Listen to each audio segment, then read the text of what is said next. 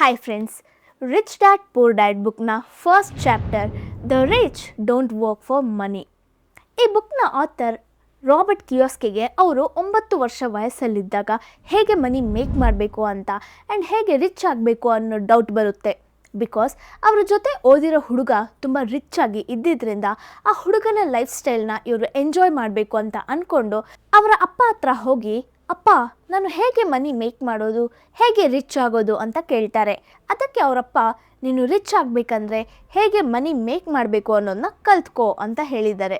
ಸರಿಯಪ್ಪ, ಆದರೆ ಅದು ಹೇಗೆ ಅಂತ ಕೇಳಿದಾಗ, ನಿನ್ನ ಬ್ರೈನ್ನ ಯೂಸ್ ಮಾಡು ಅಂತ ಹೇಳಿ ಹೊರಟುಬಿಡ್ತಾರೆ. ಸೊ ಆಥರ್ಗೆ ಕಂಟಿನ್ಯೂಸ್ ಆಗಿ ಇದ್ರ ಬಗ್ಗೆನೇ ಯೋಚನೆ ಇದ್ದಿದ್ದರಿಂದ ಅವರು ಅವರ ಫ್ರೆಂಡ್ ಆದ ಮೈಕ್ ಹತ್ರ ಈ ವಿಷಯನ ಹೇಳ್ತಾರೆ. ಆಥರ್ ಆ್ಯಂಡ್ ಅವರ ಫ್ರೆಂಡ್ ಮೈಕ್ ಇಬ್ಬರೂ ಸೇರಿ ರಿಚ್ ಆಗಬೇಕು ಅಂತ ಡಿಸೈಡ್ ಮಾಡ್ತಾರೆ, ಅದನ್ನು ಅವರ 9ನೇ ವಯಸ್ಸಲ್ಲಿ. ಸೊ ಇಬ್ಬರು ಇದ್ರ ಬಗ್ಗೆನೇ ಯೋಚಿಸ್ತಿದ್ದಾರೆ. ಏನು ಮಾಡಬೇಕು ಅನ್ನೋದು ಅವ್ರಿಗೆ ಗೊತ್ತಾಗ್ತಿಲ್ಲ. ಸಡನ್ನಾಗಿ ಅವ್ರಿಗೆ ಒಂದು ಯೋಚನೆ ಬಂತು. ಅದೇನೆಂದರೆ, ಆ ಪೀರಿಯಡ್ ಆಫ್ ದ ಟೈಮಲ್ಲಿ ಟೂತ್ಪೇಸ್ಟ್ ಎಲ್ಲ ಲೆಡ್ಡಿಂದ ಮಾಡಿದ ಒಂದು ಟ್ಯೂಬಲ್ಲಿ ಬರುತ್ತೆ. ಹಾಗಾಗಿ ಟೂತ್ಪೇಸ್ಟ್ ಖಾಲಿ ಆದಮೇಲೆ ಆ ಟ್ಯೂಬಿಂದ ಲೆಡ್ ಕಾಯಿನ್ನ ಮೇಕ್ ಮಾಡೋಣ ಅಂತ ಆಥರ್ಗೂ ಮೈಕ್ಗೂ ಐಡಿಯಾ ಬರುತ್ತೆ. ಮನಿ ಮೇಕ್ ಮಾಡೋದನ್ನ ಕಲ್ತ್ಕೊಳ್ಬೇಕು ಅಂತ ಆಥರ್ನ ಅಪ್ಪ ಹೇಳಿದ್ನ ಆಥರ್ ಆ ಮನಿ ಮೇಕಿಂಗ್ ಅನ್ನೋದನ್ನು ಹೀಗೆ ಆಪೋಸಿಟಾಗಿ ಅರ್ಥ ಮಾಡ್ಕೊಂಡಿದ್ದಾರೆ. ಸೊ ಆಥರ್ ಆ್ಯಂಡ್ ತನ್ನ ಫ್ರೆಂಡ್ ಮೈಕ್ ಇಬ್ಬರೂ ಸೇರಿ ಅವರ ಅಕ್ಕಪಕ್ಕದ ಮನೆಯವ್ರ ಹತ್ರ ಮಾತಾಡಿ ಖಾಲಿ ಟೂತ್ಪೇಸ್ಟ್ ಟ್ಯೂಬ್ನ ಕಲೆಕ್ಟ್ ಮಾಡ್ತಾರೆ. ಅದನ್ನೆಲ್ಲ ತುಂಬ ದಿನಗಳಿಂದ ಕಲೆಕ್ಟ್ ಮಾಡಿ ಇಟ್ಕೊಂಡು ನಂತರ ಅವರು ಫೈನಲಿ ಒಂದು ದಿನ ಆ ಟ್ಯೂಬ್ಸ್ನೆಲ್ಲ ಮೆಲ್ಟ್ ಮಾಡಿ ಕಾಯಿನ್ನ ಮೋಲ್ಡ್ನ ಕ್ರಿಯೇಟ್ ಮಾಡಿ ಅದರಲ್ಲಿ ಆ ಲೆಡ್ನ ಹಾಕಿ ಲೆಡ್ ಕಾಯಿನ್ ಮೇಕ್ ಮಾಡೋಕ್ಕೆ ಟ್ರೈ ಮಾಡಿದ್ದಾರೆ. ಕೊನೆಗೆ ಆಥರ್ನ ಅಪ್ಪ ಅದನ್ನು ನೋಡಿ ಅದು ಇಲ್ಲೀಗಲ್ ಅಂತ ಹೇಳಿದ್ರಿಂದ ಆಥರ್ಗೆ ಅದು ಡಿಸಪಾಯಿಂಟ್ ಆಗಿದೆ. ಸೊ ಅವರ ಅಪ್ಪ ಹತ್ರ ಮತ್ತೆ ನಾನು ಏನು ಮಾಡಬೇಕು ಅಂತ ಕೇಳಿದಾಗ, ನೀನು ಇದ್ರ ಬಗ್ಗೆ ನನ್ನ ಹತ್ರ ಕೇಳೋದಕ್ಕಿಂತ ಮೈಕ್ನ ಅಪ್ಪ ಹತ್ರ ಕೇಳು, ಅವರು ಮನಿ ಮೇಕ್ ಮಾಡೋ ವಿಷಯದ ಬಗ್ಗೆ ತಿಳ್ಕೊಂಡಿದ್ದಾರೆ, ಅತಿ ಶೀಘ್ರದಲ್ಲಿ ಅವರು ಅತಿ ದೊಡ್ಡ ಬಿಲಿಯನರ್ ಸಹ ಆಗಿಬಿಡ್ತಾರೆ ಅಂತ ಹೇಳಿದ್ದಾರೆ. ಸೊ ತಕ್ಷಣ ಆಥರ್ ಮೈಕ್ ಹತ್ರ ಮಾತಾಡಿ, ನಿಮ್ಮ ಅಪ್ಪ ಹತ್ರ ಮಾತಾಡಬೇಕು ಅಂತೆಲ್ಲ ಹೇಳಿ ಮೈಕ್ನ ಅಪ್ಪ ಸಹ ಇವರಿಬ್ಬರನ್ನ ಮೀಟ್ ಮಾಡೋಕ್ಕೆ ಸರಿ ಅಂತ ಹೇಳ್ತಾರೆ. ಈ ಬುಕ್ಕಲ್ಲಿ ಆಥರ್ ರಿಚ್ ಡ್ಯಾಡ್ ಅಂತ ಮೆನ್ಷನ್ ಮಾಡಿರೋದು ಮೈಕ್ ಅವರ ಅಪ್ಪನ, ಹಾಗೆ ಪೂರ್ ಡ್ಯಾಡ್ ಅಂತ ಮೆನ್ಷನ್ ಮಾಡಿರೋದು ಆಥರ್ನ ಬಯಾಲಜಿಕಲ್ ಫಾದರ್ನ. ಸೊ ಇವರಿಬ್ಬರು ಒಂದು ದಿನ ಸ್ಯಾಟರ್ಡೆ ಮೈಕ್ನ ತಂದೆನ ಮೀಟ್ ಮಾಡ್ತಾರೆ. ಆಥರ್ ಮೈಕ್ನ ಮನೆಗೆ ಹೋದಾಗ ಆ ಜಾಗದಲ್ಲಿ ತುಂಬ ಜನ ಇದ್ದಿದ್ದಾರೆ. ಅವರೆಲ್ಲ ತನ್ನ ತಂದೆಯ ಬಿಸ್ನೆಸ್ಗೆ ರಿಲೇಟ್ ಆದ ಜನರು ಅಂತ ಮೈಕ್ ಆಥರ್ಗೆ ಹೇಳಿದ್ದಾರೆ. ಜೊತೆಗೆ ಮೈಕ್ನ ಮನೆ ತುಂಬ ಸಿಂಪಲ್ ಆಗಿ ಇದ್ದಿದೆ, ಅದನ್ನು ಸಹ ಆಥರ್ ನೋಟ್ ಮಾಡಿದ್ದಾರೆ. ಸೊ ಫೈನಲಿ ಅವರ ಅಪ್ಪನ ಮೀಟ್ ಮಾಡಿದಾಗ ಅವರ ಅಪ್ಪ, ರಾಬರ್ಟ್, ನಿನಗೆ ಮನಿ ಮೇಕಿಂಗ್ ಬಗ್ಗೆ ತಿಳ್ಕೊಳ್ಳೋಕ್ಕೆ ಆಸೆನಾ ಅಂತ ಕೇಳಿದ್ದಾರೆ. ಅದಕ್ಕೆ ಆಥರ್, ಹೌದು, ನನಗೆ ಮನಿ ಹೇಗೆ ಮೇಕ್ ಮಾಡಬೇಕು ಅನ್ನೋದನ್ನು ಹೇಳ್ಕೊಡ್ತೀರಾ ಅಂತ ಸ್ವಲ್ಪ ಭಯದಿಂದ ಕೇಳಿದ್ದಾರೆ. ಅದಕ್ಕೆ ರಿಚ್ ಡ್ಯಾಡ್, ಸರಿ ನಾನು ಹೇಳ್ಕೊಡ್ತೀನಿ, ಆದರೆ ಇದು ಕ್ಲಾಸ್ ರೂಮ್ಸಲ್ಲಿ ಹೇಳ್ಕೊಡೋ ಲೆಸನ್ಸ್ ಥರ ಇರಲ್ಲ. ನೀವಿಬ್ಬರು ನನ್ನ ಜೊತೆ ಕೆಲವು ಕೆಲಸಗಳನ್ನ ಮಾಡಿದ್ರೇ ನಾನು ಸ್ವಲ್ಪ ಬೇಗ ಹೇಳ್ಕೊಡೋಕ್ಕಾಗುತ್ತೆ. ಅದನ್ನು ಬಿಟ್ಟು ಸುಮ್ಮನೆ ನೀವು ನಾನು ಹೇಳೋದನ್ನ ಮಾತ್ರ ಕೇಳಬೇಕು ಅಂದ್ಕೊಂಡ್ರೆ ನನ್ನ ಟೈಮೇ ವೇಸ್ಟ್ ಆಗೋದು. ಸೊ ನನ್ನ ಹತ್ರ ಕೆಲಸ ಮಾಡೋಕ್ಕೆ ನಿಮಗೆ ಓಕೆನಾ ಅಂತ ಕೇಳಿದ್ದಾರೆ. ಅದಕ್ಕೆ ಆಥರ್, ನಾನು ನಿಮಗೆ ಒಂದು ಕ್ವೆಶನ್ ಕೇಳ್ಬೋದಾ ಅಂತ ಕೇಳಿದ್ದಾರೆ.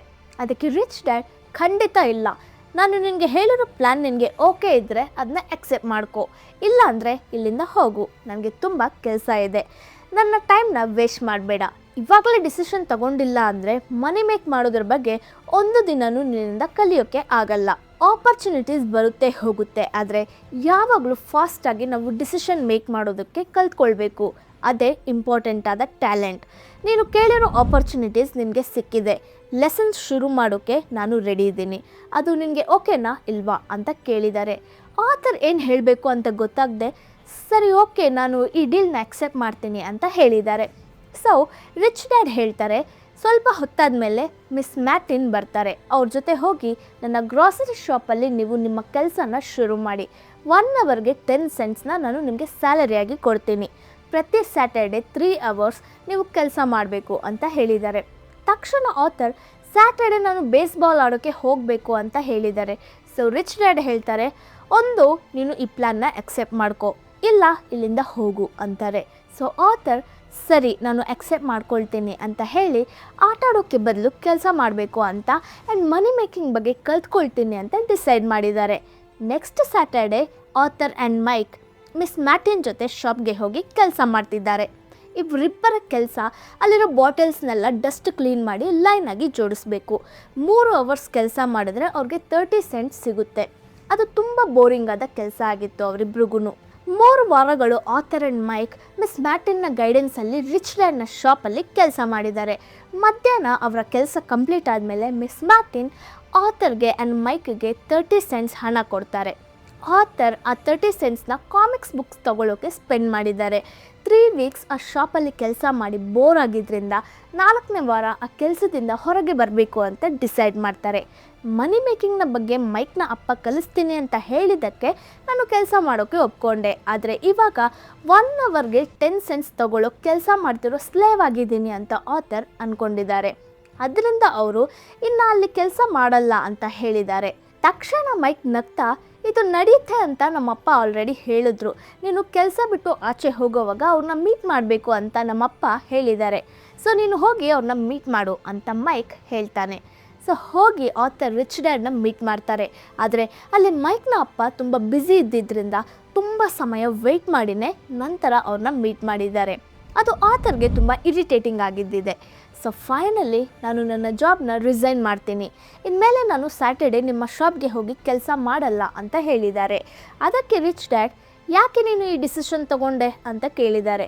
ಅದಕ್ಕೆ ಆಥರ್, ನಾನು ನಿಮ್ಮ ಹತ್ರ ಕೆಲಸ ಮಾಡಿದ್ರೆ ನೀವು ನನಗೆ ಮನಿ ಮೇಕಿಂಗ್ ಬಗ್ಗೆ ಹೇಳ್ಕೊಡ್ತೀನಿ ಅಂತ ಹೇಳಿದ್ರಿ. ನಾನು ನಿಮ್ಮ ಹತ್ರ ಕೆಲಸ ಮಾಡ್ತಿದ್ದೀನಿ, ಆದರೆ ಒಂದು ದಿನವೂ ನೀವು ನನ್ನ ಬಂದು ಮೀಟ್ ಮಾಡಿಲ್ಲ, ಏನೂ ಹೇಳ್ಕೊಟ್ಟಿಲ್ಲ ಅಂತ ಹೇಳ್ತಾರೆ. ಅದಕ್ಕೆ ರಿಚ್ ಡ್ಯಾಡ್, ಹೇಳ್ಕೊಡೋದು ಅಂದರೆ ಮಾತಾಡೋದು ಇಲ್ಲ ಲೆಕ್ಚರ್ ಕೊಡೋದು ಅದೊಂದೇ ಅಂತ ನೀನು ಅಂದ್ಕೊಳ್ತಾ ಇದೆಯಾ ಅಂತ ಕೇಳಿದ್ದಾರೆ. ಅದಕ್ಕೆ ಆಥರ್, ಹೌದು ಅಂತ ಹೇಳಿದ್ರಿಂದ, ಇದು ನಿನ್ನ ಸ್ಕೂಲಲ್ಲಿ ಬೇಕಾದರೆ ಆ ರೀತಿ ಇರ್ಬೋದು, ಆದರೆ ಲೈಫ್ ನಿನಗೆ ಹಾಗೆ ಕಲಿಸಲ್ಲ. ಜೀವನನೇ ಒಂದು ಒಳ್ಳೆ ಟೀಚರ್ ಅಂತ ನಾನು ಹೇಳ್ತೀನಿ. ಕೆಲವು ಸಮಯದಲ್ಲಿ ಜೀವನ ನಮ್ಮ ಹತ್ರ ಮಾತಾಡಲ್ಲ, ಅದು ಬರೀ ಪ್ರೆಷರ್ ಕೊಟ್ಟು ನಮ್ಮನ್ನ ಪುಷ್ ಮಾಡ್ತಾನೆ ಇರುತ್ತೆ. ಅದರ ಮೂಲಕ ನಾವು ಕಲ್ತ್ಕೊಳ್ಬೇಕಾದ ಒಂದು ವಿಷಯ ಇದೆ ಅಂತ ತಿಳ್ಕೊಂಡು ನಾವು ಕಲ್ತ್ಕೊಳ್ಬೇಕು ಅಂತ ಹೇಳ್ತಾರೆ. ಇವರು ಹೇಳ್ತಿರೋದು ಯಾವುದು ಆಥರ್ಗೆ ಅರ್ಥ ಆಗದೆ ಇನ್ನೂ ಸ್ವಲ್ಪ ಕ್ಲಿಯರಾಗಿ ಹೇಳಿ ಅಂತ ಆಥರ್ ಕೇಳ್ತಾರೆ. ಅದಕ್ಕೆ ರಿಚ್ ಡ್ಯಾಡ್, ಮನಿ ಮೇಕ್ ಮಾಡೋದು ಹೇಗೆ ಅಂತ ಕಲಿಸೋಕೆ ಕೇಳಿದ ಫಸ್ಟ್ ಪರ್ಸನ್ ಅಂತ ನೋಡಿದ್ರೆ ಅದು ನೀನು ಮೈಕ್ ಮಾತ್ರನೇ. ನನ್ನ ಹತ್ರ 150ಕ್ಕೂ ಹೆಚ್ಚು ಎಂಪ್ಲಾಯೀಸ್ ಕೆಲಸ ಮಾಡ್ತಿದ್ದಾರೆ, ಆದರೆ ಹಣದ ಬಗ್ಗೆ ನನಗೆ ತಿಳಿದ ವಿಷಯಗಳನ್ನ ಹೇಳ್ಕೊಡಿ ಅಂತ ಅವರಲ್ಲಿ ಒಬ್ಬರು ಸಹ ನನ್ನ ಕೇಳಲಿಲ್ಲ. ಅವರು ನನ್ನ ಹತ್ರ ಒಂದು ಕೆಲಸ ಮತ್ತು ಮಂತ್ಲಿ ಸ್ಯಾಲ್ರಿನೇ ಎಕ್ಸ್ಪೆಕ್ಟ್ ಮಾಡ್ತಿದ್ದಾರೆ. ಅದರಿಂದ ಅವರಲ್ಲಿ ಮೋಸ್ಟ್ ಆಫ್ ದ ಪೀಪಲ್ ನಿಜವಾಗ್ಲೂ ಅವರು ಯಾಕೆ ಕೆಲಸ ಮಾಡ್ತಿದ್ದಾರೆ ಅನ್ನೋದು ಅರ್ಥ ಆಗದೇನೆ ಹಣಕ್ಕೋಸ್ಕರ ಕೆಲಸ ಮಾಡೋದ್ರಲ್ಲಿ ಅವರ ಜೀವನದ ಹೆಚ್ಚು ಭಾಗವನ್ನು ಸ್ಪೆಂಡ್ ಮಾಡ್ತಿದ್ದಾರೆ. ಸೊ ನೀನು ಮನಿ ಮೇಕ್ ಮಾಡೋದು ಹೇಗೆ ಅಂತ ಕಲ್ತ್ಕೊಳ್ಬೇಕು ಅನ್ನೋದ್ರ ಬಗ್ಗೆ ಮೈಕ್ ನನ್ನ ಹತ್ರ ಹೇಳಿದಾಗ ನಿಜವಾದ ಜೀವನವನ್ನು ರಿಫ್ಲೆಕ್ಟ್ ಮಾಡೋ ಒಂದು ಟ್ರೈನಿಂಗ್ ಪ್ಲ್ಯಾನ್ನ ಡಿಸೈನ್ ಮಾಡಬೇಕು ಅಂತ ನಾನು ಡಿಸೈಡ್ ಮಾಡಿದೆ. ನಾನು ತುಂಬ ವಿಷಯಗಳನ್ನ ನಿನಗೆ ಹೇಳ್ತಾ ಹೋಗ್ಬೋದು, ಆದರೆ ಯಾವುದೂ ನಿನ್ನ ಕಿವಿಗೆ ಬೀಳಲ್ಲ. ಅದರಿಂದ ನಾನು ಹೇಳೋದನ್ನ ನೀನು ಕೇರ್ಫುಲ್ಲಾಗಿ ಕೇಳೋಕ್ಕೆ ಹೆಲ್ಪ್ ಆಗೋ ವಿಧದಲ್ಲಿ ಜೀವನ ನಿನ್ನ ಸ್ವಲ್ಪ ಪ್ರೆಷರ್ ಮಾಡಲಿ ಅಂತ ನಾನು ಡಿಸೈಡ್ ಆದೆ. ಅದರಿಂದಲೇ ನಾನು ನಿನಗೆ ಬರೀ 10 ಸೆಂಟ್ ಮಾತ್ರ ಕೊಟ್ಟು ಕೆಲಸ ಮಾಡೋಕೆ ಹೇಳಿದೆ. 1 ಅವರ್ಗೆ ನೀನು 10 ಸೆಂಟ್ಗೆ ಕೆಲಸ ಮಾಡಿದಾಗ ಅದು ಎಷ್ಟು ಕಷ್ಟವಾದದ್ದು ಅನ್ನೋದು ನಿನಗೆ ಅರ್ಥ ಆಗಿರುತ್ತೆ. ಸೊ ಇದರಿಂದ ನಿನಗೆ ಅರ್ಥ ಮಾಡ್ಕೊಳ್ಳೋಕ್ಕಾಗುತ್ತೆ. ಇಲ್ಲಿರೋ ತುಂಬ ಜನ ಹಣಕ್ಕೋಸ್ಕರ ತುಂಬ ಹಾರ್ಡ್ ವರ್ಕ್ ಮಾಡಿ ಅವರ ಜೀವನವನ್ನು ನಡೆಸ್ತಿದ್ದಾರೆ. ಅದರಲ್ಲಿ ಬೇಜಾರಾಗೋ ವಿಷಯ ಏನಂದರೆ ಅದನ್ನು ಅವರು ಯಾಕೆ ಮಾಡ್ತಿದ್ದಾರೆ, ಏನಕ್ಕೋಸ್ಕರ ಮಾಡ್ತಿದ್ದಾರೆ ಅನ್ನೋದು ಗೊತ್ತಿಲ್ಲದೇ ಅದನ್ನ ಮಾಡ್ತಿದ್ದಾರೆ ಅಂತ ರಿಚ್ ಡ್ಯಾಡ್ ಹೇಳಿದ್ದಾರೆ. ಇವಾಗಲೂ ಆಥರ್ಗೆ ರಿಚ್ ಡ್ಯಾಡ್ ಏನು ಹೇಳೋಕ್ಕೆ ಬರ್ತಿದ್ದಾರೆ ಅನ್ನೋದು ಕ್ಲಿಯರಾಗಿ ಅರ್ಥ ಆಗ್ತಿಲ್ಲ. ಸೊ ಇನ್ನೂ ಕ್ಲಿಯರಾಗಿ ಎಕ್ಸ್ಪ್ಲೇನ್ ಮಾಡಿ ಅಂತ ಕೇಳಿದ್ದಕ್ಕೆ ರಿಚ್ ಡ್ಯಾಡ್ ಹೇಳಿದ್ದಾರೆ, ಸ್ಯಾಲರಿಗೋಸ್ಕರ ಕೆಲಸ ಮಾಡಬೇಕು ಅನ್ನೋ ಮೈಂಡ್ಸೆಟ್ ನಿನ್ನ ಬಿಟ್ಟು ಹೋಗಬೇಕು. ಅದರಿಂದಲೇ ನಾನು ನಿನಗೆ ಕಡಿಮೆ ಸ್ಯಾಲರಿಗೆ ಕೆಲಸ ಮಾಡೋಕೆ ಹೇಳಿದೆ. ತುಂಬ ಜನ ಅವರೊಂದು ಕೆಲಸ ಮಾಡ್ತಿರೋವಾಗ ಆ ಕೆಲಸದಲ್ಲಿ ಹೆಚ್ಚು ಸ್ಯಾಲರಿ ಸಿಕ್ಕಿಲ್ಲ ಅಂದರೆ ಆ ಕೆಲಸನ ಬಿಟ್ಟು ಬೇರೆ ಕಡೆನೇ ಇಲ್ಲ ಬೆಸ್ಟ್ ಆಪರ್ಚುನಿಟಿ ಹುಡ್ಕೊಂಡು ಹೋಗಿಬಿಡ್ತಾರೆ. ಅದು ನಿಜವಾಗ್ಲೂ ಅವರ ಪ್ರಾಬ್ಲಮ್ಸ್ನ ಸಾಲ್ವ್ ಮಾಡುತ್ತೆ ಅಂತ ಅಂದ್ಕೊಳ್ತಾರೆ. ಆದರೆ ಮೋಸ್ಟ್ ಆಫ್ ದ ಟೈಮ್ಸ್ ಅದು ಅವರ ಪ್ರಾಬ್ಲಮ್ಸ್ನ ಸಾಲ್ವ್ ಮಾಡೋದಿಲ್ಲ ಅನ್ನೋದನ್ನು ಅವರು ರಿಯಲೈಸ್ ಮಾಡಲ್ಲ. ಅವರೆಲ್ಲರೂ ಅಂದ್ಕೊಳ್ಳೋದೇನೆಂದರೆ ಹೆಚ್ಚು ಹಣ ಅವರ ಪ್ರಾಬ್ಲಮ್ಸ್ನ ಸಾಲ್ವ್ ಮಾಡಿಬಿಡುತ್ತೆ ಅನ್ನೋದು. ಅದರಿಂದಲೇ ಅವರು ಹೆಚ್ಚು ಸ್ಯಾಲ್ರಿ ಬರೋ ಅಂಥ ಒಂದು ಜಾಬ್ನ ಹುಡ್ಕೊಂಡು ಹೋಗ್ತಾರೆ, ಇಲ್ಲಾಂದರೆ ಸ್ಯಾಲರಿ ಇನ್ಕ್ರಿಮೆಂಟ್ಗೋಸ್ಕರ ಕಾಯ್ತಿರ್ತಾರೆ. ಇದನ್ನ ಕೇಳಿದ ಆಥರ್ಗೆ ಏನೋ ಒಂದು ಅರ್ಥ ಆಗೋಕ್ಕೆ ಶುರು ಆಗುತ್ತೆ. ಹಾಗಾದರೆ ನನ್ನ ಪ್ರಾಬ್ಲಮ್ಸ್ನ ಯಾವುದು ಸಾಲ್ವ್ ಮಾಡುತ್ತೆ ಅದನ್ನು ಸ್ವಲ್ಪ ಎಕ್ಸ್ಪ್ಲೇನ್ ಮಾಡಿ ಅಂತ ಆಥರ್ಗೆ ಕೇಳ್ತಾರೆ. ಅದಕ್ಕೆ ರಿಚ್ ಡ್ಯಾಡ್ ನಿನಗೆ ಒಳ್ಳೆ ಸ್ಯಾಲರಿ ಕೊಡೋ ಕೆಲಸ ಬೇಕು ಅಂದರೆ ನೀನು ಕಾಲೇಜ್ಗೆ ಹೋಗಿ ಚೆನ್ನಾಗಿ ಓದು, ಒಳ್ಳೆ ಡಿಗ್ರಿ ತಗೋ. ಆದರೆ ಆವಾಗಲೂ ಕೂಡ ಫಿನಾನ್ಷಿಯಲಿರೋ ಪ್ರಾಬ್ಲಮ್ಸ್ ಸಾಲ್ವ್ ಆಗಲ್ಲ. ಯಾಕೆ ಅಂದರೆ ಹಣದ ಬಗ್ಗೆ ಯಾವ ಒಂದು ಸ್ಕೂಲ್ಸ್ ಆ್ಯಂಡ್ ಕಾಲೇಜಸಲ್ಲೂ ಹೇಳ್ಕೊಡೋದಿಲ್ಲ. ಅದರಲ್ಲೂ ಹಣಕ್ಕೋಸ್ಕರ ಕೆಲಸ ಮಾಡಬೇಕು ಅನ್ನೋದನ್ನೇ ಅಲ್ಲಿ ಹೇಳ್ಕೊಡ್ತಾರೆ. ಅದನ್ನು ಮೀರಿ ನಿನಗೆ ಫಿನಾನ್ಷಿಯಲ್ ಫ್ರೀಡಮ್ನ ಬಗ್ಗೆ ಕಲ್ತ್ಕೊಳ್ಬೇಕು ಅನ್ನೋ ಆಸೆ ಇದ್ದರೆ ನಾನು ಹೇಳೋದನ್ನು ನೀನು ಮಾಡಬೇಕು ಅಂತ ಹೇಳಿದ್ದಾರೆ. ಹಾಗೆ ಹಣಕ್ಕೋಸ್ಕರ ನೀನು ಕೆಲಸ ಮಾಡಿದೆ, ನಿನಗೋಸ್ಕರ ಹಣ ಕೆಲಸ ಮಾಡೋ ಹಾಗೆ ಮಾಡೋಕ್ಕೆ ಫಿನಾನ್ಷಿಯಲ್ ಲಿಟ್ರಸಿ ತುಂಬ ಮುಖ್ಯ. ಮೊದಲು ನನ್ನ ಹತ್ರ ಜಾಬ್ ಕೇಳೋಕ್ಕೂ, ನಂತರ ಸ್ಯಾಲರಿ ಕೇಳೋಕ್ಕೂ ಆ್ಯಂಡ್ ನನ್ನ ಮೀಟ್ ಮಾಡೋಕ್ಕೆ ಲೈನಲ್ಲಿ ನಿಂತ್ಕೊಂಡಾಗ ಹೇಗಿತ್ತು, ಅದು ಎಷ್ಟು ಕಷ್ಟವಾದ ವಿಷಯ ಅನ್ನೋದನ್ನು ನಾನು ನಿನಗೆ ಕಲಿಸಿದ್ದೀನಿ. ನೀನು ಹಣಕ್ಕೋಸ್ಕರ ಕೆಲಸ ಮಾಡೋ ಲೈಫ್ನ ಚೂಸ್ ಮಾಡಿದ್ರೆ ನಿನ್ನ ಲೈಫ್ ಹಾಗೇ ಇರುತ್ತೆ. 3 ಅವರ್ಸ್ ನೀನು ಕೆಲಸ ಮಾಡಿದ ಮೇಲೆ ಮಿಸ್ ಮ್ಯಾಟಿನ್ ನಿನಗೆ 30 ಸೆಂಟ್ನ ಕೊಡೋವಾಗ ಹೇಗಿತ್ತು, ಅದು ನಿನಗೆ ಸಾಕಾಗಲ್ಲ ಅನ್ನೋ ಥಾಟೇ ನಿನಗೆ ಇದ್ದಿರುತ್ತೆ. ಅದೇ ರೀತಿಯೇ ಮೋಸ್ಟ್ ಆಫ್ ದ ಎಂಪ್ಲಾಯೀಸ್ ಅದನ್ನು ರಿಯಲೈಸ್ ಮಾಡ್ತಾರೆ. ಅದರಲ್ಲೂ ಅವರ ಸ್ಯಾಲರಿಯಲ್ಲಿ ಟ್ಯಾಕ್ಸ್ ಇನ್ನು ಕೆಲವೊಂದು ಡಿಡಕ್ಟ್ ಆಗಿ ಉಳಿದಿರೋ ಅಮೌಂಟ್ನ ಅವರು ನೋಡಿದಾಗ ಅವರು ಕೆಲಸ ಮಾಡಿದ್ದೇನೋ ಜಾಸ್ತಿ, ಆದರೆ ಅದಕ್ಕೆ 100% ಸ್ಯಾಲರಿ ಅವ್ರಿಗೆ ಸಿಕ್ಕಿಲ್ಲ ಅನ್ನೋ ರೀತಿ ಫೀಲ್ ಆಗ್ತಾರೆ ಅಂತ ಹೇಳಿದ್ದಾರೆ. ಸೊ ಇವಾಗ ಭಯನೇ ಹಣಕ್ಕೋಸ್ಕರ ಕೆಲಸ ಮಾಡೋಕ್ಕೆ ಕಾರಣ ಅನ್ನೋದನ್ನು ನಾನು ನಿಮಗೆ ಕಲಿಸಿದ್ದೀನಿ. ಜೊತೆಗೆ ಹಣಕ್ಕೋಸ್ಕರ ಕೆಲಸ ಮಾಡೋದ್ರಲ್ಲಿ ಕಷ್ಟಗಳನ್ನ ಸಹ ನಾನು ನಿನಗೆ ಹೇಳ್ಕೊಟ್ಟಿದ್ದೀನಿ. ಇನ್ನೂ ಹೆಚ್ಚು ಲೆಸನ್ಸ್ನ ನೀನು ಕಲ್ತ್ಕೊಳ್ಬೇಕು ಅಂತ ನೀನು ಅಂದ್ಕೊಂಡ್ರೆ ಕಂಟಿನ್ಯೂಸ್ ಆಗಿ ನೀನು ಪ್ರತಿ ಸ್ಯಾಟರ್ಡೆ ನನ್ನ ಶಾಪಲ್ಲಿ ಸ್ಯಾಲರಿನೇ ತಗೊಳ್ಳದೆ ಕೆಲಸ ಮಾಡಬೇಕು ಅಂತ ರಿಚ್ ಡ್ಯಾಡ್ ಹೇಳಿದ ಕೂಡಲೇ ಆಥರ್ ಶಾಕ್ ಆಗ್ತಾರೆ. ತಕ್ಷಣ ಆಥರ್ ಭಯ ಪಟ್ಕೊಂಡು ಏನು ತಗೊಳ್ಳದೆ ಹೇಗೆ ನಾನು ನಿಮ್ಮ ಶಾಪಲ್ಲಿ ಕೆಲಸ ಮಾಡಲಿ ಅಂತ ಕೇಳಿದ್ದಕ್ಕೆ ಮನಿ ಮೇಕ್ ಮಾಡೋದ್ರ ಬಗ್ಗೆ ಕಲ್ತ್ಕೊಳ್ಳೋಕ್ಕೆ ಆಸೆ ಇದ್ದರೆ ನೀನು ಕೆಲಸ ಮಾಡು ಅಂತ ಹೇಳ್ತಾರೆ. ಸೊ ಆಥರ್ ಏನು ಮಾತಾಡಬೇಕು ಅಂತ ಗೊತ್ತಾಗದೆ ಸರಿ ನಾನು ಸ್ಯಾಲ್ರಿ ತಗೊಳ್ಳದೆ ಕೆಲಸ ಮಾಡೋಕ್ಕೆ ಒಪ್ಕೊಳ್ತೀನಿ ಅಂತ ಹೇಳ್ತಾರೆ. ಸೊ ರಿಚ್ ಡ್ಯಾಡ್ ಹೇಳ್ತಾರೆ ನಿನ್ನ ಬ್ರೈನ್ನ ಯೂಸ್ ಮಾಡು, ಇವಾಗ ಇಲ್ಲಿಂದ ಹೋಗಿ ಕೆಲಸ ಮಾಡು ಅಂತ. ಆಥರ್ ಆ ಶಾಪಲ್ಲಿ ಸ್ಯಾಲ್ರಿ ತಗೊಳ್ಳದೆ ಕೆಲಸ ಮಾಡೋದ್ರ ಬಗ್ಗೆ ಪೂರ್ ಡ್ಯಾಡ್ ಹತ್ರ ಏನು ಹೇಳಲಿಲ್ಲ. ಯಾಕಂದರೆ ಆಲ್ರೆಡಿ ಆಥರ್ 1 ಅವರ್ಗೆ 10 ಸೆಂಟ್ಸ್ಗೆ ಕೆಲಸ ಮಾಡ್ತಿರೋ ಹಾಗೆ ಹೇಳಿದಾಗ ಆಥರ್ನ ಪೂರ್ ಡ್ಯಾಡ್ ಅಟ್ಲೀಸ್ಟ್ 1 ಅವರ್ಗೆ 23 ಸೆಂಟ್ಸ್ ಆದರೂ ಕೊಡೋಕ್ಕೆ ಹೇಳು ಅಂತ ಹೇಳಿದ್ದಾರೆ. ಅದರಿಂದ ಇವಾಗ ಏನೋ ತಗೊಳ್ಳದೆ ಫ್ರೀಯಾಗಿ ಕೆಲಸ ಮಾಡ್ತಿರೋದ್ರ ಬಗ್ಗೆ ಹೇಳಿದ್ರೆ ಅದನ್ನ ಅರ್ಥ ಮಾಡ್ಕೊಳ್ಳೋ ಅಷ್ಟು ಪೂರ್ ಡ್ಯಾಡ್ಗೆ ಮನಸ್ಥಿತಿ ಇಲ್ಲ ಅಂತ ಅಂದ್ಕೊಳ್ತಾರೆ. ಆಲ್ಮೋಸ್ಟ್ ಆಥರ್ ರಿಚ್ ಡ್ಯಾಡ್ನ ಶಾಪಲ್ಲಿ 3 ವಾರ ಕೆಲಸ ಮಾಡ್ತಿದ್ದಾಗ 3ನೇ ವಾರ ಸ್ಯಾಟರ್ಡೆ ರಿಚ್ ಡ್ಯಾಡ್ ಆ ಶಾಪ್ಗೆ ಬರ್ತಾರೆ. ಸೊ ಅವರು ಶಾಪ್ಗೆ ಬಂದು 2 ಐಸ್ ಕ್ರೀಮ್ನ ಕಾಸು ಕೊಟ್ಟು ತಗೊಂಡು ಆಥರ್ನ ಆ್ಯಂಡ್ ಮೈಕ್ನ ಬನ್ನಿ ನಡ್ಕೊಂಡು ಹೋಗೋಣ ಅಂತ ಹೇಳಿ ಒಂದು ಪಾರ್ಕ್ಗೆ ಕರ್ಕೊಂಡೋಗ್ತಾರೆ. ಆ ಪಾರ್ಕಲ್ಲಿ ಕುತ್ಕೊಂಡು ನೀವು ಏನಾದರೂ ಕಲ್ತ್ಕೊಂಡ್ರಾ ಅಂತ ರಿಚ್ ಡ್ಯಾಡ್ ಕೇಳ್ತಾರೆ. ಅದಕ್ಕೆ ಆಥರ್ ಮತ್ತು ಮೈಕ್ ಒಬ್ರನ್ನೊಬ್ರು ನೋಡಿಕೊಂಡು ಏನು ಕಲ್ತ್ಕೊಂಡಿಲ್ಲ ಅಂತ ತಲೆ ಆಡಿಸ್ತಾರೆ. ಅದಕ್ಕೆ ನೀವಿಬ್ಬರು ಥಿಂಕ್ ಮಾಡೋಕ್ಕೆ ಶುರು ಮಾಡೋದು ಒಳ್ಳೆಯದು ಅಂತ ರಿಚ್ ಡ್ಯಾಡ್ ಹೇಳ್ತಾರೆ. ಲೈಫಲ್ಲಿ ತುಂಬ ದೊಡ್ಡ ಲೆಸನ್ಸಲ್ಲಿ ಒಂದನ್ನು ನೀವು ಕಲಿಯೋಕ್ಕೆ ಶುರು ಮಾಡಿದ್ದೀರಾ. ಅದನ್ನು ನೀವು ಕಲ್ತ್ಕೊಂಡ್ರೆ ಗ್ರೇಟ್ ಆದ ಫ್ರೀಡಮ್ ಆ್ಯಂಡ್ ಸೆಕ್ಯೂರ್ಡ್ ಲೈಫ್ ನಿಮಗೆ ಸಿಗುತ್ತೆ. ಇಲ್ಲಾಂದರೆ ಇಲ್ಲಿರೋ ಮೋಸ್ಟ್ ಆಫ್ ದ ಜನರ ಹಾಗೆ ನೀವು ಆಗ್ತೀರಾ. ಹೇಗೆ ಅವರು ಕಡಿಮೆ ಸ್ಯಾಲರಿಗೋಸ್ಕರ ಹಾರ್ಡ್ ವರ್ಕ್ ಮಾಡ್ತಿದ್ದಾರೋ, ಜಾಬ್ ಸೆಕ್ಯೂರಿಟಿ ಅನ್ನೋ ಇಲ್ಯೂಷನ್ ಒಳಗೆ ಟ್ರ್ಯಾಪ್ ಆಗಿ ಪ್ರತಿ ವರ್ಷ 3 ವಾರ ಹಾಲಿಡೇಸ್ಗೋಸ್ಕರ 45 ವರ್ಷಗಳ ನಂತರ ಸಿಗೋ ಒಂದು ತುಂಬ ಕಮ್ಮಿಯಾದ ರಿಟೈರ್ಮೆಂಟ್ ಹಣಕ್ಕೋಸ್ಕರ ಎದುರು ನೋಡ್ತಿದ್ದಾರೋ ಅದೇ ರೀತಿ ನೀವು ಆಗ್ತೀರಾ. ಇದು ನಿಮಗೆ ಇಷ್ಟ ಆಗಿದ್ದರೆ ನಾನು ನಿಮಗೆ 1 ಅವರ್ಗೆ 25 ಸೆಂಟ್ಸ್ನ ಸ್ಯಾಲರಿಯಾಗಿ ಕೊಡೋಕ್ಕೆ ರೆಡಿ ಅಂತ ರಿಚ್ ಡ್ಯಾಡ್ ಹೇಳಿದ್ದಾರೆ. ಸೊ 1 ಅವರ್ಗೆ 25 ಸೆಂಟ್ ನಿಮಗೆ ಖುಷಿ ಇಲ್ವಾ ಅಂತ ರಿಚ್ ಡ್ಯಾಡ್ ಕೇಳಿದ್ದಾರೆ.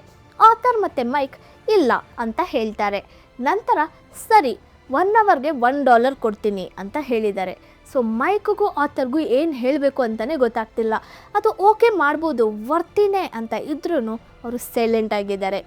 ಸರಿ 1 ಅವರ್ಗೆ $2 ಕೊಡ್ತೀನಿ ಅಂತಾರೆ. ಆಥರ್ಗೂ ಮೈಕ್ಗೂ ತುಂಬ ಎಕ್ಸೈಟ್ಮೆಂಟ್ ಇದ್ದರೂ ಅವರು ಸೈಲೆಂಟಾಗೇ ಇದ್ದಾರೆ. ಸೊ ಕಂಟಿನ್ಯೂಸ್ಲಿ ರಿಚ್ ಡ್ಯಾಡ್ ಹೇಳ್ತಿದ್ದಾರೆ ಓಕೆ 1 ಅವರ್ಗೆ $5 ಕೊಡ್ತೀನಿ ಅಂತ. ಸಡನ್ಲಿ ಆಥರ್ ಮತ್ತು ಮೈಕ್ ಸೈಲೆಂಟಾಗಿ ಹೋಗ್ತಾರೆ. ಏನೋ ಒಂದು ಚೇಂಜ್ ಆಗಿರೋದು ಅವ್ರಿಗೆ ಗೊತ್ತಾಗ್ತಿದೆ. ಸೊ ಅವರಿಬ್ಬರು ಆ ಹಣನ ತಗೊಳ್ಳೋಕ್ಕೆ ಓಕೆ ಅಂತ ಹೇಳಲಿಲ್ಲ. ಆವಾಗ ರಿಚ್ ಡ್ಯಾಡ್ ಹೇಳಿದ್ದಾರೆ ಮೋಸ್ಟ್ ಆಫ್ ದ ಪೀಪಲ್ಗೆ ಒಂದು ಬೆಲೆ ಇದೆ, ಭಯ ಮತ್ತು ಅತಿ ಆಸೆ. ಈ 2 ಹ್ಯೂಮನ್ ಎಮೋಷನ್ಸೇ ಅದಕ್ಕೆ ಕಾರಣ. ಮೊದಲು ಹಣ ಇಲ್ಲದೆ ಇರೋದ್ರ ಬಗ್ಗೆ ಭಯ ಜನರನ್ನು ತುಂಬ ಹಾರ್ಡ್ ವರ್ಕ್ ಮಾಡಿ ಕೆಲಸ ಮಾಡೋಕ್ಕೆ ಮೋಟಿವೇಟ್ ಮಾಡುತ್ತೆ. ಇದ್ರೂ ಅತಿ ಆಸೆ ಅನ್ನೋದು ಜನರಿಗೆ ಅಂಟ್ಕೊಳ್ಳುತ್ತೆ. ಹಣದಿಂದ ಪಡೆಯೋಕ್ಕಾಗೋ ಎಲ್ಲ ವಿಷಯಗಳನ್ನ ನಾವು ತಗೊಳ್ಬೇಕು ಅನ್ನೋ ರೀತಿ ನಾವೆಲ್ಲರೂ ಥಿಂಕ್ ಮಾಡೋಕ್ಕೆ ಶುರು ಮಾಡಿಬಿಡ್ತೀವಿ. ನಂತರ ಈ ಮೆಂಟಾಲಿಟಿನೇ ಪರ್ಮನೆಂಟ್ ಆಗಿಬಿಡುತ್ತೆ ಅಂತ ಹೇಳಿದ್ದಾರೆ. ಅದು ಯಾವ ಮೆಂಟಾಲಿಟಿ ಅಂತ ಆಥರ್ ಕೇಳಿದಾಗ, ಬೆಳಗ್ಗೆ ಎದ್ದು ಕೆಲಸಕ್ಕೆ ಹೋಗೋದು, ಬಿಲ್ಸ್ ಪೇ ಮಾಡೋದು, ಮತ್ತೆ ಬೆಳಗ್ಗೆ ಎದ್ದು ಕೆಲಸಕ್ಕೆ ಹೋಗೋದು, ಬಿಲ್ಸ್ನ ಪೇ ಮಾಡೋದು. ಈ ರೀತಿಯ ರೂಟೀನಲ್ಲಿ ಜನರು ಅವರ ಲೈಫ್ನ ಯಾವಾಗಲೂ 2 ಎಮೋಷನ್ಸಿಂದ ಕಂಟ್ರೋಲ್ ಮಾಡೋಕ್ಕೆ ಬಿಡ್ತಿದ್ದಾರೆ ಅಂತ ಹೇಳ್ತಾರೆ. ಭಯ ಮತ್ತು ಅತಿ ಆಸೆ ಇವೆರಡೇ ಹೆಚ್ಚಿನ ಹಣವನ್ನು ಅವ್ರ ಹತ್ರ ಕೊಟ್ಟರು ಅದನ್ನು ಹೆಚ್ಚು ಖರ್ಚು ಮಾಡಬೇಕು ಅಂತ ಅವರನ್ನು ಪ್ರೇರೇಪಿಸುತ್ತೆ ಅಂತ ಹೇಳಿದ್ರು. ಈ 2 ಹ್ಯೂಮನ್ ಎಮೋಷನ್ಸಿಂದ ಆಚೆ ಬರೋಕ್ಕೆ ಏನಾದರೂ ದಾರಿ ಇದೆಯಾ ಅಂತ ಆಥರ್ ಕೇಳಿದ್ದಕ್ಕೆ ಖಂಡಿತ ಇದೆ. ಆಲ್ಸೋ ರಿಸ್ಕಿಯಾದ ವಿಷಯಗಳನ್ನ ಮಾಡೋಕ್ಕೆ ಮೊದಲು ಭಯ ಪಡಬಾರ್ದು ಅಂತಲೂ, ಹಣಕ್ಕೋಸ್ಕರ ಹೋರಾಡಿ ಹಣ ನಮ್ಮ ಕೈಗೆ ಬಂದಾಗ ಆ ಹಣದಿಂದ ತಗೊಳ್ಬೇಕಾದ ವಿಷಯಗಳನ್ನ ತಗೊಳ್ಬೇಕು ಅನ್ನೋ ಮೆಂಟಾಲಿಟಿನ ನಾವು ಬದಲಾಯಿಸ್ಕೊಳ್ಬೇಕು ಅಂತ ರಿಚ್ ಡ್ಯಾಡ್ ಹೇಳಿದ್ದಾರೆ. ಇದೆಲ್ಲ ಹೇಳಿದ ಮೇಲೆ ಈ ರೀತಿ ಹೇಳ್ತಾರೆ, ನೀವು ಈ ಟ್ರ್ಯಾಪಲ್ಲಿ ಸಿಗಾಕೊಳ್ಬಾರ್ದು ಅಂತ ನಾನು ಅಂದ್ಕೊಳ್ತೀನಿ. ನಾನು ಅದನ್ನೇ ನಿಮಗೆ ನಿಜವಾಗ್ಲೂ ಕಲಿಸ್ಬೇಕು ಅಂತ ಅಂದ್ಕೊಳ್ತಿದ್ದೀನಿ. ಬರೀ ರಿಚ್ಚಾಗಿ ಇರೋದೊಂದೇ ಪ್ರಾಬ್ಲಮ್ಸ್ನ ತೀರಿಸಲ್ಲ ಅಂತ ಹೇಳಿದ್ದಾರೆ. ತಕ್ಷಣ ಆಥರ್ ಶಾಕ್ ಆಗಿ, ರಿಚ್ ಆಗಿರೋದು ಪ್ರಾಬ್ಲಮ್ಸ್ನ ಸಾಲ್ವ್ ಮಾಡಲ್ವಾ ಅಂತ ಕೇಳ್ತಾರೆ. ಅದಕ್ಕೆ ರಿಚ್ ಡ್ಯಾಡ್, ಖಂಡಿತ ಇಲ್ಲ. ಹಣ ಅನ್ನೋದು ಮೇಲೆ ಇರೋ ಈಡೇರದೇ ಇರೋ ಡಿಸೈರಿಂದಾನೇ ಜನರು ಹಣವನ್ನು ಪಡ್ಕೊಳ್ಬೇಕು ಅಂದ್ಕೊಳ್ತಾರೆ, ಬಿಟ್ಟರೆ ಅದೊಂದು ಸೆಕ್ಯೂರಿಟಿನ ಕೊಡುತ್ತೆ ಅನ್ನೋದಕ್ಕೆ ಅಲ್ಲ. Most of the rich people ರಿಚ್ಚಾಗಿ ಇರೋಕ್ಕೆ ಕಾರಣ ಡಿಸೈರ್ ಅಲ್ಲ, ಭಯದಿಂದಲೇ. ಎಲ್ಲಿ ಪೂರಾಗ್ಬಿಡ್ತೀವೋ ಅನ್ನೋ ಭಯನೇ ಅವ್ರನ್ನ ಹೆಚ್ಚು ಹಣವನ್ನು ಸಂಪಾದನೆ ಮಾಡೋಕ್ಕೆ ಪ್ರೇರೇಪಿಸುತ್ತೆ ಅಂತ ಹೇಳ್ತಾರೆ. ಅವರ ಎಂಪ್ಲಾಯೀಸಲ್ಲಿ ತುಂಬ ಜನ ತನಗೆ ಹಣದ ಮೇಲೆ ಇಂಟ್ರೆಸ್ಟ್ ಇಲ್ಲ ಅಂತ ಹೇಳೋದನ್ನ ಅವರು ನೋಟ್ ಮಾಡಿರೋದಾಗಿ ರಿಚ್ ಡ್ಯಾಡ್ ಹೇಳಿದ್ದಾರೆ.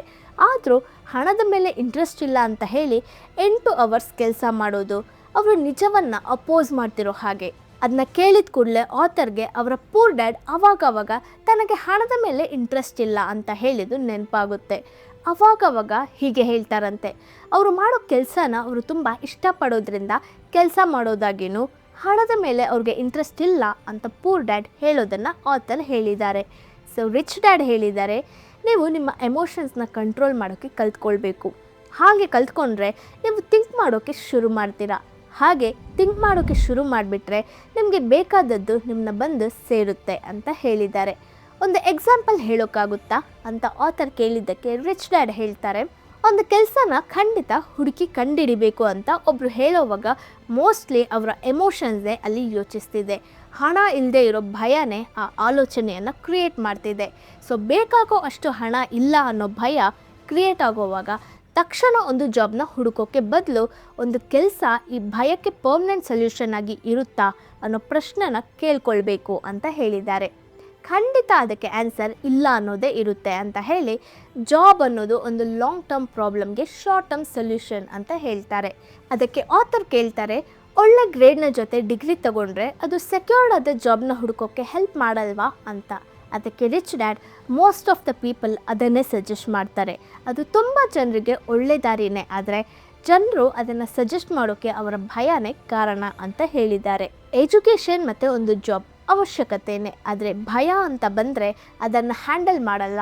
ಕೆಲವು ಡಾಲರ್ಸ್ನ ಸಂಪಾದನೆ ಮಾಡೋಕ್ಕೆ ನಿಮ್ಮ ಅಪ್ಪ ಬೆಳಗ್ಗೆ ಎದ್ದು ಕೆಲಸಕ್ಕೆ ಹೋಗೋ ಹಾಗೆ ಮಾಡೋ ಆ ಭಯನೇ ನೀನು ಸ್ಕೂಲ್ಗೆ ಹೋಗಬೇಕು ಅಂತ ಅವರು ಸ್ಟ್ರಾಂಗ್ ಆಗಿರೋ ಕಾರಣ ಅಂತಲೂ ಹೇಳಿದ್ದಾರೆ. ಸರಿ, ಅದಕ್ಕೆ ನೀವು ಏನು ಸಜೆಸ್ಟ್ ಮಾಡ್ತೀರಾ ಅಂತ ಆಥರ್ ಕೇಳಿದ್ದಕ್ಕೆ ರಿಚ್ ಡ್ಯಾಡ್, ಹಣವನ್ನು ನೋಡಿ ಹೆದರಿ ಓಡೋ ಬದಲು ಹಣದ ಪವರ್ನ ನೀನು ಓಪನ್ ಆಗಿ ಯೂಸ್ ಮಾಡೋದು ಹೇಗೆ ಅನ್ನೋದನ್ನ ಕಲಿಸೋಕ್ಕೆ ಇಷ್ಟಪಡ್ತೀನಿ ಅಂತ ಹೇಳ್ತಾರೆ. ಇದನ್ನೆಲ್ಲ ಸ್ಕೂಲ್ಸಲ್ಲಿ ಹೇಳ್ಕೊಡಲ್ಲ.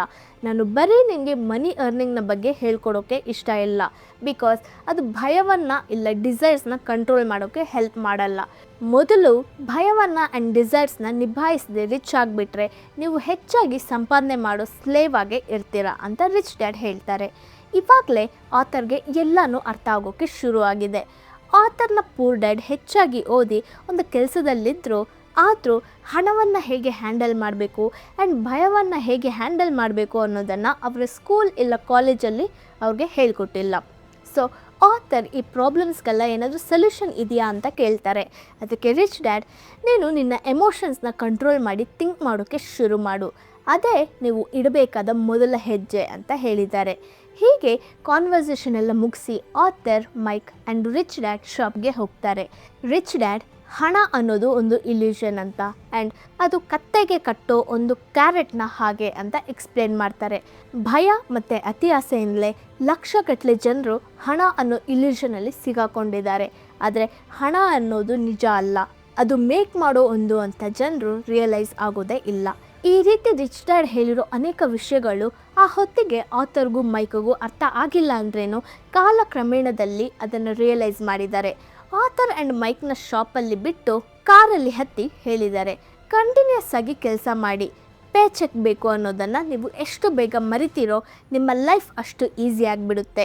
ನಿರಂತರವಾಗಿ ನಿಮ್ಮ ಮೈಂಡ್ನ ಯೂಸ್ ಮಾಡಿ. ನನಗೆ ಕೊಡೋಕ್ಕಾಗೋ ಸ್ಯಾಲರಿಗಿಂತ ಹೆಚ್ಚು ಹಣವನ್ನು ಸಂಪಾದನೆ ಮಾಡೋಕ್ಕಾಗೋ ದಾರಿನ ನೀವು ಆದಷ್ಟು ಬೇಗ ಕಂಡುಹಿಡಿತೀರಾ. ಬೇರೊಬ್ಬರು ಯಾವಾಗಲೂ ನೋಡದೇ ಇರೋ ವಿಷಯಗಳನ್ನ ನೀವು ನೋಡ್ತೀರಾ. ತುಂಬ ಜನ ಈ ಚಾನ್ಸ್ನ ನೋಡೋದೇ ಇಲ್ಲ. ಯಾಕೆ ಅಂದರೆ ಅವರು ಹಣವನ್ನು ಮತ್ತು ಸೆಕ್ಯೂರಿಟಿನ ಹುಡುಕೋದ್ರಿಂದ ಅದನ್ನು ಮಾತ್ರನೇ ಅವರು ನೋಡ್ತಾರೆ. ಒಂದು ಆಪರ್ಚುನಿಟಿನ ನೀವು ನೋಡೋವಾಗ ಆ ಸೆಕೆಂಡಿಂದ ತುಂಬ ಆಪರ್ಚುನಿಟೀಸ್ ನಿಮ್ಮ ಲೈಫಲ್ಲಿ ಬರ್ತಾನೆ ಇರುತ್ತೆ. ಅದನ್ನ ನೀವು ನೋಡೋವಾಗ ನಾನು ನಿಮಗೆ ಬೇರೆ ಒಂದನ್ನು ಹೇಳ್ಕೊಡ್ತೀನಿ. ಅದನ್ನು ನೀವು ಕಲಿಯೋವಾಗ ಲೈಫ್ನ ಅತಿ ದೊಡ್ಡ ಟ್ರ್ಯಾಪಲ್ಲಿ ಬೀಳದೇ ಇರ್ತೀರಾ ಅಂತ ಹೇಳಿ ಹೊರಟುಬಿಡ್ತಾರೆ. ಮುಂದಿನ ವಾರಗಳಲ್ಲಿ ಆಥರ್ ಮತ್ತು ಮೈಕ್ ಸ್ಕೂಲಲ್ಲಿ ಅದರ ಬಗ್ಗೆನೇ ಯೋಚಿಸ್ತಿದ್ದಾರೆ, ಅದರ ಬಗ್ಗೆನೇ ಮಾತಾಡ್ತಿದ್ದಾರೆ.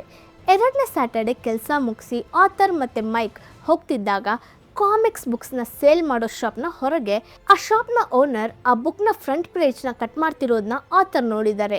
ಕಟ್ ಮಾಡಿರೋ ಭಾಗವನ್ನು ಅವರು ಇಟ್ಕೊಂಡು ರಿಮೈನಿಂಗ್ ಬುಕ್ನ ಒಂದು ದೊಡ್ಡ ಬಾಕ್ಸಲ್ಲಿ ಹಾಕೋದನ್ನ ಅವರು ನೋಡಿದ್ದಾರೆ. ಆ ಕಾಮಿಕ್ ಬುಕ್ಸ್ನ ಏನು ಮಾಡ್ತೀರಾ ಅಂತ ಆಥರ್ ಅವ್ರ ಹತ್ರ ಕೇಳಿದಾಗ, ನಾನು ಇದನ್ನೆಲ್ಲ ತೆಗೆದು ಹಾಕ್ತೀನಿ, ಬುಕ್ ಡಿಸ್ಟ್ರಿಬ್ಯೂಟ್ ಮಾಡೋರು ಹೊಸ ಕಾಮಿಕ್ಸ್ ಬುಕ್ಸ್ನ ತೊಗೊಂಡು ಬರುವಾಗ ಈ ಶೀಟ್ನ ಒಂದು ಪಾರ್ಟ್ನ ಅವ್ರಿಗೆ ಕೊಟ್ಬಿಡ್ತೀನಿ, ಅದಕ್ಕೆ ಬದಲು ಅವರು ಹೊಸ ಕಾಮಿಕ್ ಬುಕ್ಸ್ನ ನನಗೆ ಫ್ರೀಯಾಗಿ ಕೊಡ್ತಾರೆ, ಅವರು ಇವಾಗ ಬರ್ತಾರೆ ಅಂತ ಹೇಳಿದ್ದಾರೆ. ಮೈಕ್ ಮತ್ತು ಆಥರ್ ಶಾಪಲ್ಲಿ 1 ಅವರ್ ವೆಯ್ಟ್ ಮಾಡಿ ಆ ಡಿಸ್ಟ್ರಿಬ್ಯೂಟರ್ ಬಂದಾಗ ಆ ಹಳೆ ಕಾಮಿಕ್ ಬುಕ್ಸ್ನ ಅವರಿಬ್ಬರು ತಗೊಳ್ಬೋದಾ ಅಂತ ಕೇಳಿದ್ದಾರೆ. ಅದಕ್ಕೆ ಡಿಸ್ಟ್ರಿಬ್ಯೂಟರ್, ನೀವು ಈ ಬುಕ್ಸ್ನ ಹೊರಗೆ ಎಲ್ಲೂ ಸೇಲ್ ಮಾಡದೇ ಇದ್ದರೆ ನೀವು ಈ ಬುಕ್ಸ್ನ ತಗೊಳ್ಬೋದು ಅಂತ ಹೇಳಿದಾಗ ಆಥರ್ ಮತ್ತು ಮೈಕ್ ಅದನ್ನ ಇಟ್ಕೊಂಡು ಏನು ಮಾಡ್ಬೋದು ಅಂತ ಥಿಂಕ್ ಮಾಡ್ತಾರೆ. ಮೈಕ್ನ ಮನೆಯ ಬೇಸ್ಮೆಂಟಲ್ಲಿರೋ ಒಂದು ರೂಮಲ್ಲಿ 100ಕ್ಕಿಂತ ಹೆಚ್ಚು ಕಾಮಿಕ್ ಬುಕ್ಸ್ನ ಮೈಕ್ ಮತ್ತು ಆಥರ್ ತಂದು ಇಡ್ತಾರೆ. ತುಂಬ ಬೇಗನೆ ಅವರಿಬ್ಬರು ಸೇರಿ ಕಾಮಿಕ್ ಬುಕ್ಸ್ ಲೈಬ್ರರಿನ ಓಪನ್ ಮಾಡ್ತಾರೆ. ಮೈಕ್ನ ಸಿಸ್ಟರ್ನ ಆ ಲೈಬ್ರರಿಯ ಇನ್ಚಾರ್ಜ್ ಆಗಿ ಇಡ್ತಾರೆ. ಲೈಬ್ರರಿಗೆ ಬರೋ ಪ್ರತಿಯೊಂದು ಕಿಡ್ಸ್ ಹತ್ರ 10 ಸೆಂಟ್ಸ್ನ ಎಂಟ್ರಿ ಫ್ರೀಯಾಗಿ ತಗೊಳ್ತಾರೆ. ಆ ಲೈಬ್ರರಿನ ಡೈಲಿ ಮಧ್ಯಾಹ್ನ 2ರಿಂದ 4 ಗಂಟೆವರೆಗೂ ಓಪನ್ ಮಾಡಿಟ್ಟಿದ್ರು. ಆ 2 ಅವರ್ಸಲ್ಲಿ ಬರೋ ಕಿಡ್ಸ್ಗೆ ಎಷ್ಟು ಬುಕ್ಸ್ನ ಓದೋಕ್ಕಾಗುತ್ತೋ ಅದನ್ನು ಅವರು ಓದ್ಬೋದು ಅಂತ ಹೇಳಿದ್ದಾರೆ. ಆ ಟೈಮಲ್ಲಿ ಒಂದು ಹೊಸ ಕಾಮಿಕ್ ಬುಕ್ನ ಪ್ರೈಸ್ 10 ಸೆಂಟ್ಸ್ ಇದ್ದಾಗ ಇವರ ಲೈಬ್ರರಿಯಲ್ಲಿ ಅದೇ 10 ಸೆಂಟ್ಸ್ಗೆ 2 ಅವರ್ಸಲ್ಲಿ ಅಲ್ಲಿ ಬಂದ ಕಿಡ್ಸ್ಗೆ 5ರಿಂದ 6 ಬುಕ್ಸ್ನ ಓದೋಕ್ಕಾಗಿದೆ. ಈ ಬಿಸ್ನೆಸ್ ಸಕ್ಸಸ್ಫುಲ್ಲಾಗಿ ನಡೀತಿರೋದ್ರಿಂದ ಮೈಕ್ ಮತ್ತು ಆಥರ್ ಪ್ರತಿ ವಾರ ಸ್ಯಾಟರ್ಡೆ ಒಂದೊಂದು ಶಾಪ್ಗೆ ಹೋಗಿ ತುಂಬ ಕಾಮಿಕ್ ಬುಕ್ಸ್ನ ಕಲೆಕ್ಟ್ ಮಾಡಿಕೊಂಡು ಬಂದು ಇಕ್ಕಿದ್ದಾರೆ. ಆ ಲೈಬ್ರರಿನ ಶುರು ಮಾಡಿ ಮೊದಲ 3 ತಿಂಗಳಲ್ಲಿ ಅವ್ರಿಗೆ $9.5 ಪ್ರಾಫಿಟ್ ಆಗಿ ಸಿಕ್ಕಿದೆ. 3 ತಿಂಗಳ ನಂತರ ಆ ಲೈಬ್ರರಿ ಫೈರ್ ಆಕ್ಸಿಡೆಂಟ್ ಆಗಿ ಎಲ್ಲ ಸುಟ್ಟೋಗುತ್ತೆ. ಕೊನೆಗೆ ಆ ಬಿಸ್ನೆಸ್ನ ಸ್ಟಾಪ್ ಮಾಡೋ ಸಿಚುಯೇಷನ್ ಮೈಕ್ ಆ್ಯಂಡ್ ಆಥರ್ಗೆ ಬರುತ್ತೆ. ಇದ್ರ ಬಗ್ಗೆ ರಿಚ್ ಡ್ಯಾಡ್ ಹತ್ರ ಆಥರ್ ಆ್ಯಂಡ್ ಮೈಕ್ ಮಾತಾಡಿದಾಗ ಅದನ್ನು ಹಾಗೆ ಬಿಟ್ಬಿಡಿ ಅಂತ ಹೇಳಿದ್ದಾರೆ. ಆಥರ್ ಮತ್ತು ಮೈಕ್ ಹೀಗೆ ಪ್ರೋಗ್ರೆಸ್ ಆಗಿರೋದನ್ನು ನೋಡಿ ರಿಚ್ ಡ್ಯಾಡ್ಗೆ ತುಂಬ ಖುಷಿಯಾಗುತ್ತೆ. ಅವರು ತುಂಬ ವಿಷಯಗಳನ್ನ ಆಥರ್ ಮತ್ತು ಮೈಕ್ಗೆ ಕಲಿಸೋಕೆ ಇಷ್ಟಪಡ್ತಿದ್ರು.